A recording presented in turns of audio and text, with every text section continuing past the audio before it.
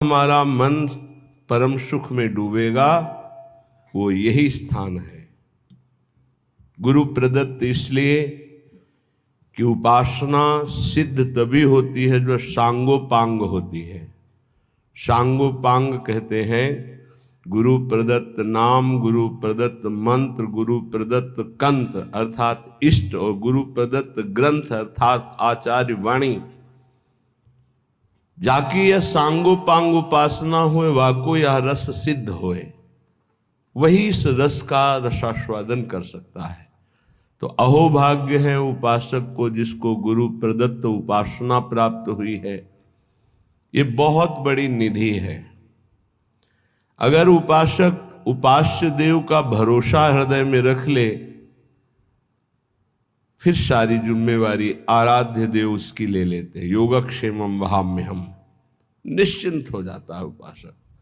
न लोक की चिंता, न परलोक की चिंता। बड़े से बड़े भय के अवसर पर भी हृदय में एक अद्भुत शीतलता, एक अद्भुत आनंद की उपस्थिति रहती है, क्योंकि आराध्य देव उसके हृदय में प्रकाशित हो गए हैं। जब तक कोई अन्य भरोसा, अन्य आश्रय है, तब तक उपास्य देव त्रिगुण माया का पर्दा लगाकर हृदय में ही छुपा छुपी का खेल खेलते रहते हैं। श्रीपाद प्रबोधानंद जी महाराज कह रहे हैं, क्यों अन्य का आश्रय ले रहे हो? अन्य में आपका शरीर भी है, आपका अंतःकरण भी है, आपका स्वभाव भी है, और आपका शारीरिक संबंध भी है, आपका इंद्रियों से भोगों का संबंध भी है। ये सब अन्य के अंतर्गत आता है।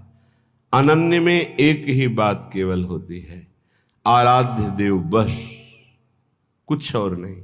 मेरे तो गिरधर गोपाल दूसरो न कोई, ये केवल अनन्यता का स्वरूप है।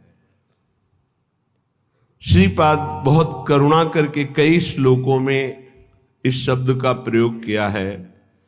कह रहे मरिष्यसि कदा सखे